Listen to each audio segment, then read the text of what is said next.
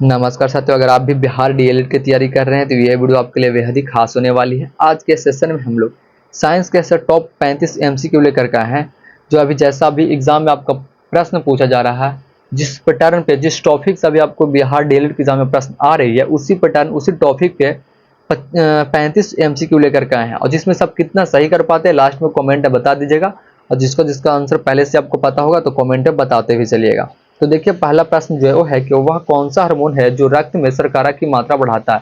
आपको मैं बता रहा हूँ यहाँ पे कि बिल्कुल ही टॉप लेवल के क्वेश्चन आज के सेशन में देखने वाले हम लोग। यहाँ पे देखिए, वह कौन सा हार्मोन है जो रक्त में शर्करा की मात्रा को बढ़ाता है। क्या करता है? शर्करा की मात्रा को बढ़ाता है। तो कौन बढ़ाता है? तो आपको यहाँ पे गलूकांगन बढ़ाता है। कौन बढ़ाता है? गलूकांगन जो है बढ़ाता है। जो आप यहाँ पे दूसरा ऑप्शन में देख पा रहे होंगे गलूकांगन, इसका करेक्ट आंसर आपके यहाँ पे बी हो जाएगी दोस्त। फिर यहाँ पे अगला प्रश्न को देखिए, क्वेश्चन नंबर 2, डीएनए प्रकृति किस चरण में होती है? क्या डीएनए का जो प्रकृति है वो किस चरण में होती है? जिसको यहाँ पे पहले से आंसर पता होगा बताते चलेंगे। तो किस चरण में होती है दोस्त? इसका करेक्ट आंसर आपके यहाँ पे 2 के ए हो जाएगा। इंटरफेज में। किस में होती है? इंटरफेज में होती है। जो आप यहाँ पे पहला ऑप्शन में इंटरफेज को देख पा रहे होंगे। फिर यहाँ पे अगला प्रश्न देखिए, क्वेश्चन नंबर 3, जिसने अब तक मेरे चैनल को सब्सक्राइब नहीं किया होगा तो प्लीज चैनल को सब्सक्राइब कर चैनल से जुड़े रहिएगा। मेरे यूट्यूब चैनल पे जो है बिहार डीएलएड से रिलेटेड बिल्कुल ही टॉप लेवल का क्वेश्चन अपलोडेड होती रहती है, तो प्लीज सब्सक्राइब कर लीजिएगा। फिर यहाँ पे देखिए, फोटो श्वसन किसके कारण होता है? क्या फोटो श्वसन जो होती है वो किसके कारण होती है?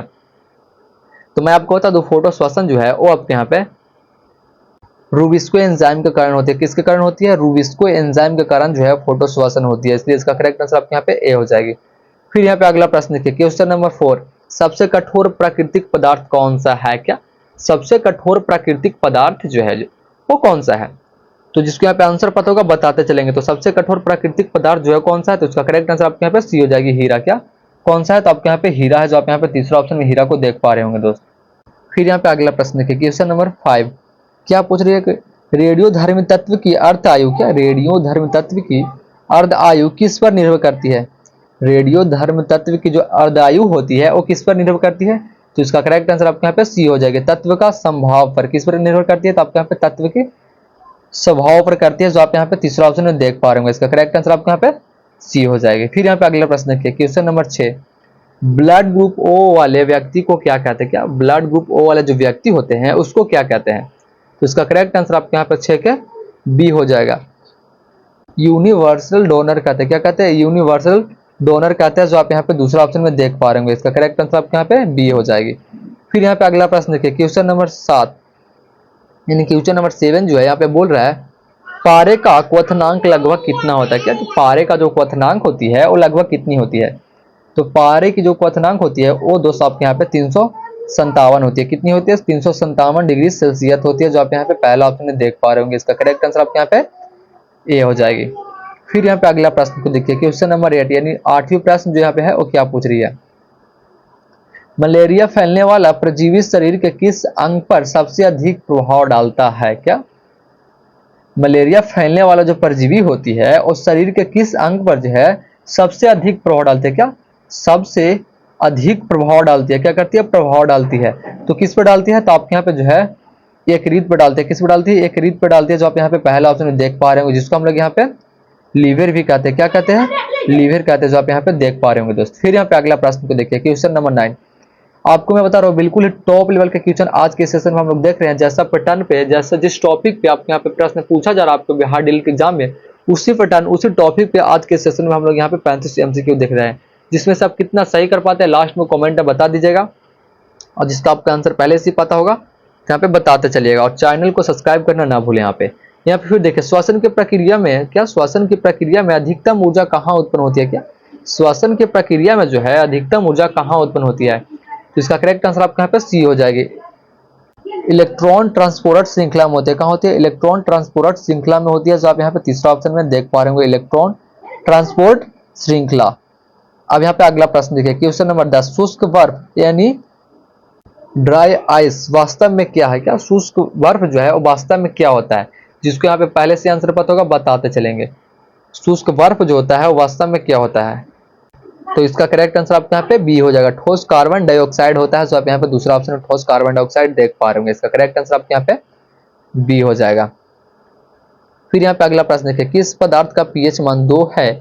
इसका अर्थ है यहाँ पे प्रश्न को समझिएगा, मैं आपको पहले ही बताया था बिल्कुल ही टॉप लेवल के क्वेश्चन आज के सेशन में हम लोग देख रहे हैं। जैसा जिस पैटर्न से यहाँ पे बिहार डीएलएड के एग्जाम ले रही है उसी पैटर्न पे उसी टॉपिक पे आज के सेशन में हम भी क्वेश्चन लेकर के आए हैं।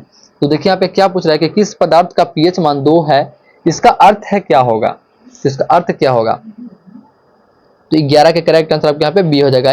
यह अम्लीय है। क्या यह अम्लीय है। अगर किसी पदार्थ का पीएच मान 2 से 2 है तो वो क्या होगा, इसका अर्थ क्या होगा, इसका मतलब है कि वो जो है यह अम्लीय होगा। क्या होगा, अम्लीय हो जाएगा। इसलिए इसका करेक्ट आंसर आपके यहाँ पे बी हो जाएगा। अगर किसी पदार्थ का जो पीएच मान 2 होगा तो इसका अर्थ क्या हो जाएगा, मानिए कि वो एक अम्लीय है। क्या है, अम्लीय है। जो आप यहाँ पे दूसरा ऑप्शन देख पा रहे होंगे। फिर यहाँ पे अगला प्रश्न देखिए, सबसे अधिक प्रोटीन कहाँ पाया जाता है। क्या सबसे अधिक प्रोटीन जो है वो कहाँ पाया जाता है, जिसको यहाँ पे पहले से आंसर पता होगा दोस्त, बताते चलेंगे। सबसे अधिक प्रोटीन जो है वो कहाँ पाया जाता है, तो आपको यहाँ पे सोयाबीन में पाया जाता है। 4 ऑप्शन दिया हुआ था, मांस, दूध, अंडा में, तो किसमें पाया जाता है, तो आपको यहाँ पे सोयाबीन में पाया जाता है। सबसे अधिक प्रोटीन किसमें पाया जाता है, मांस से ज्यादा दूध में, दूध से ज्यादा अंडा में, अंडा से ज्यादा आपको यहाँ पे सोयाबीन में पाया जाता है। इस बात को आप लोग यहाँ पे याद रखिएगा।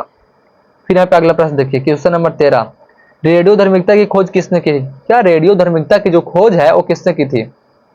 यहाँ पे जिसको आंसर पता होगा बताते चलेंगे।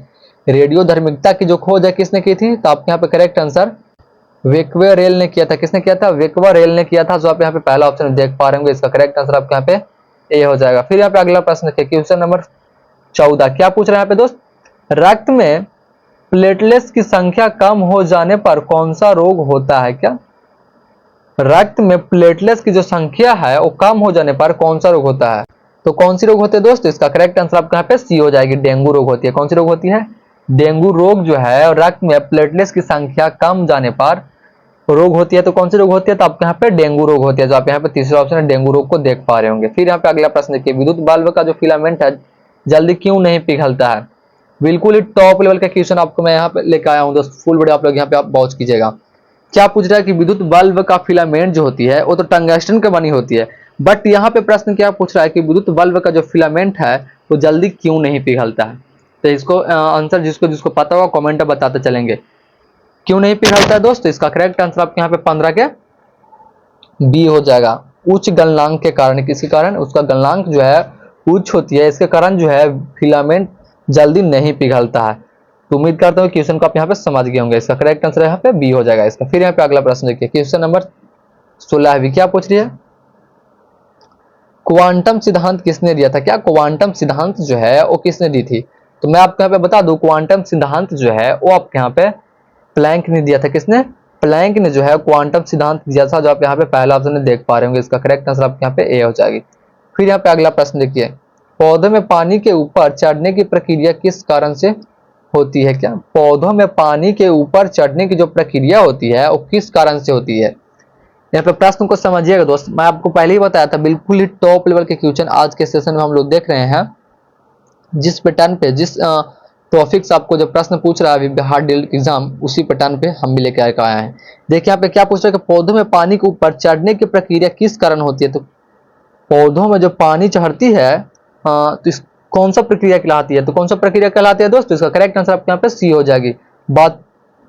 वात्सो उत्सर्जन खिंचाव कहलाती है। क्या कहलाती है, वात्सो उत्सर्जन खिंचाव कहलाती है। जो आप यहाँ पे तीसरा ऑप्शन में देख पा रहे होंगे, इसका करेक्ट आंसर आपके यहाँ पे सी हो जाएगी। फिर यहाँ पे अगला प्रश्न देखिए, वायु में सबसे अधिक मात्रा में कौन सी गैस होती है। क्या वायु में जो सबसे अधिक मात्रा में गैस होती है वो कौन सी गैस होती है, तो कौन सी गैस होती है दोस्तों, इसका करेक्ट आंसर आपके यहाँ पे बी हो जाएगी, नाइट्रोजन गैस होती है। कौन सी होती है, नाइट्रोजन गैस जो है वो वायु में सबसे अधिक मात्रा में होती है। क्या होती है, वायु में सबसे अधिक मात्रा में होती है। इस बात को आप लोग यहाँ पे याद रखिएगा।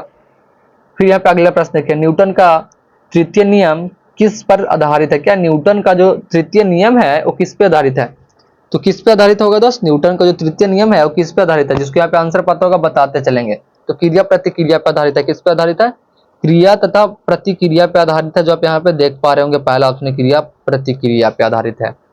फिर यहाँ पे देखिए, एक्सरे की खोज किसने की थी। क्या एक्सरे की जो खोज है दोस्त वो किसने की थी। बिल्कुल टॉप लेवल का क्वेश्चन आज के सेशन में हम लोग देख रहे हैं दोस्त।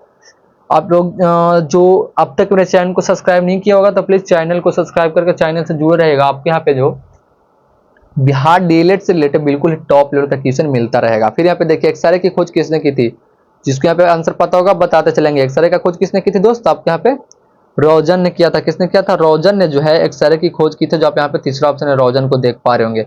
फिर यहाँ पे अगला प्रश्न समझिए, जब ध्वनि की गति बढ़ती है तो उसकी तरंगदैर्घ्य पर क्या प्रभाव पड़ता है? क्या जब ध्वनि की गति जो है वो बढ़ती है तो उसके तरंगदैर्घ्य पर जो प्रभाव पड़ता है वो क्या प्रभाव पड़ता है? तो इसका करेक्ट आंसर आपको यहाँ पे एक है, इसके बी हो जाएगा, बढ़ती है। क्या हो जाती है? वो बढ़ने लगती है, जो आप यहाँ पे दूसरा ऑप्शन में देख पा रहे होंगे। इसका करेक्ट आंसर आपके यहाँ पे बी हो जाएगी।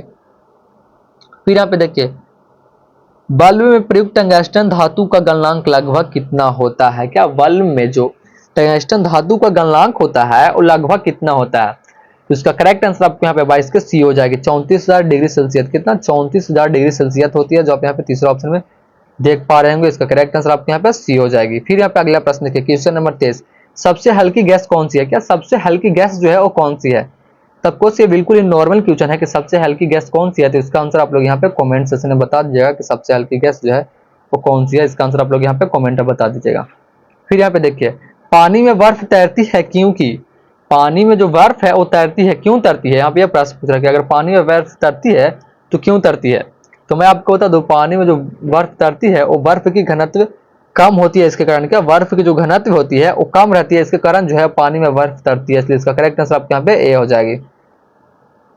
फिर यहाँ पे अगला प्रश्न है कि शरीर में यूरिया का निर्माण कहाँ से होता है? क्या हमारे शरीर में जो यूरिया का निर्माण होती है वो कहाँ से होती है? हमारे शरीर में जो यूरिया का निर्माण होती है दोस्तों कहाँ से होती है? तो आपको मैं बता दूं, यकृत से होती है। कहाँ से होती है? यकृत से होती है, जो आप यहाँ पे पहला ऑप्शन यकृत देख पा रहे होंगे, जिसको यहाँ पे लीवर भी बोलते हैं। फिर यहाँ पे देखिए, सूर्य का ऊर्जा स्रोत क्या है? सूर्य का जो ऊर्जा स्रोत है वो क्या है? सूर्य का ऊर्जा स्रोत है जो क्या है? तो मैं आपको बता दूं, सूर्य का जो ऊर्जा स्रोत है वो आपके यहाँ पे नाभिकीय संलयन हो जाएगी। क्या हो जाएगी? नाभिकीय संलयन हो जाएगी। इसका करेक्ट आंसर आपके यहाँ पे बी हो जाएगा। फिर यहाँ पे अगला प्रश्न देखिए, क्वेश्चन नंबर 27, पृथ्वी के वायुमंडल में ओजोन परत, क्या पृथ्वी के वायुमंडल में जो ओजोन परत होती है किस गैस से बनती है? तो कौन से गैस से बनती है दोस्त? इसका करेक्ट आंसर आपके यहाँ पे ए हो जाएगी, ऑक्सीजन से बनती है। किससे? ऑक्सीजन से बनती है। इसका करेक्ट आंसर आपके यहाँ पे ए हो जाएगा। फिर यहाँ पे अगला प्रश्न देखिए, यहाँ पे क्वेश्चन नंबर 28 है, कांच जो है वो किसका उदाहरण है? कांच जो है दोस्त वो किसका उदाहरण है? तो इसका करेक्ट आंसर आपके यहाँ पे सी हो जाएगी, अति तरल का उदाहरण है। कांच किसका उदाहरण है? तो आपके यहाँ पे अति तरल का उदाहरण है कांच, जो आप यहाँ पे तीसरा ऑप्शन में देख पा रहे होंगे। फिर यहाँ पे अगला प्रश्न देखिए, क्वेश्चन नंबर 29 है कि जब कोई वस्तु पानी में रखी जाती है तो उसका भार कम प्रतीत होता है। क्या जब कोई वस्तु जो है वो पानी में रखी जाती है तो उसका भार कम प्रतीत होता है? या किस सिद्धांत पर आधारित है? या किस सिद्धांत पर आधारित है? यहाँ पे क्वेश्चन को फिर से समझिएगा आप कि जब कोई वस्तु पानी में रखी जाती है तो उसका भार कम प्रतीत होती है। क्या होती है? उसका भार जो है कम प्रतीत होती है। यह किस सिद्धांत पर कार्य करता है? तो कौन सा सिद्धांत पर कार्य करता है दोस्तों? इसका करेक्ट आंसर आपके यहाँ पे 29 का बी हो जाएगा, आर्किमिडीज सिद्धांत पर कार्य करता है। किस पे? आर्किमिडीज सिद्धांत पर कार्य करता है, जो आप यहाँ पे दूसरा ऑप्शन में आर्किमिडीज सिद्धांत देख पा रहे होंगे। फिर यहाँ पे अगला प्रश्न को देखिए, सबसे अधिक ऊष्मा चालक धातु कौन सी है? क्या सबसे अधिक ऊष्मा चालक धातु जो है वो कौन सी है? तो 30 का करेक्ट आंसर आपके यहाँ पे सी हो जाएगी, चांदी हो जाएगी। क्या? चांदी। इसका करेक्ट आंसर आपके यहाँ पे सी हो जाएगी। सबसे अधिक ऊष्मा चालक धातु जो है कौन सी है? तो आपके यहाँ पे चांदी हो जाएगी। फिर यहाँ पे अगला प्रश्न देखिए, परमाणु क्रमांक किस पर निर्भर करता है? क्या परमाणु क्रमांक जो है वो किस पर निर्भर करता है? तो मैं आपको बता दूं, परमाणु क्रमांक जो है आपके यहाँ पे प्रोटॉन संख्या पर निर्भर करती है। किस पर करती है? प्रोटॉन संख्या पर निर्भर करती है, जो आप यहाँ पे पहला ऑप्शन है प्रोटॉन संख्या देख पा रहे होंगे। फिर यहाँ पे अगला प्रश्न देखिए, डीएनए को आनुवांशिक पदार्थ किसने सिद्ध किया? क्या डीएनए को जो है आनुवांशिक पदार्थ किसने सिद्ध किया था? तो किसने सिद्ध किया? तो इसका करेक्ट आंसर आपको 32 के यहाँ पे बी हो जाएगी, एवरी मैक्लियोड और मैककॉर्टी ने किया था। किसने किया था? एवरी मैक्लियोड और मैक्रिकॉर्टी ने किया था, जो आप यहाँ पे दूसरा ऑप्शन में देख पा रहे होंगे। फिर यहाँ पे अगला प्रश्न देखिए, क्वेश्चन नंबर 33 है, पृथ्वी के वायुमंडल में ग्रीन हाउस गैस का प्रमुख उदाहरण कौन सा है? क्या पृथ्वी के वायुमंडल में जो ग्रीन हाउस गैस का प्रमुख उदाहरण है वो कौन सा है? तो 33 का करेक्ट आंसर आपके यहाँ पे बी हो जाएगा, कार्बन डाइऑक्साइड है। कौन सा? कार्बन डाइऑक्साइड है। फिर यहाँ पे अगला प्रश्न को देखिए आप, पौधों में नाइट्रोजन स्थिरीकरण करने वाला जीवाणु कौन से है? क्या पौधों में जो नाइट्रोजन स्थिरीकरण करने वाला जीवाणु है वो कौन सा है? पौधों में नाइट्रोजन स्थिरीकरण करने वाला जो जीवाणु है कौन सा है? तो इसका करेक्ट आंसर आपके यहाँ पे सी हो जाएगा, राइजोबियम है। कौन सा है? राइजोबियम है, जो आप यहाँ पे तीसरा ऑप्शन में देख पा रहे होंगे। इसका करेक्ट आंसर आपके यहाँ पे सी हो जाएगी। फिर यहाँ पे अगला प्रश्न देखिए, मनुष्य के शरीर में सबसे छोटा अस्थि कौन सी होती है? इसका आंसर आप लोग यहाँ पे कमेंट बता जाए। कहने का मतलब है हमारे मानव शरीर में जो है सबसे छोटी जो हड्डी होती है वो कौन सी होती है? इसका आंसर आप लोग यहाँ पे कमेंट सेक्शन में बता दीजिएगा। देखते हैं कितने लोग यहाँ पे कमेंट कर पाते हैं। तो ठीक है, फिर मिलता है अगले वीडियो के साथ, तब तक के लिए जय हिंद, जय भारत। ऐसे टॉप लेवल का क्वेश्चन के लिए मेरे चैनल को सब्सक्राइब करना ना भूलें।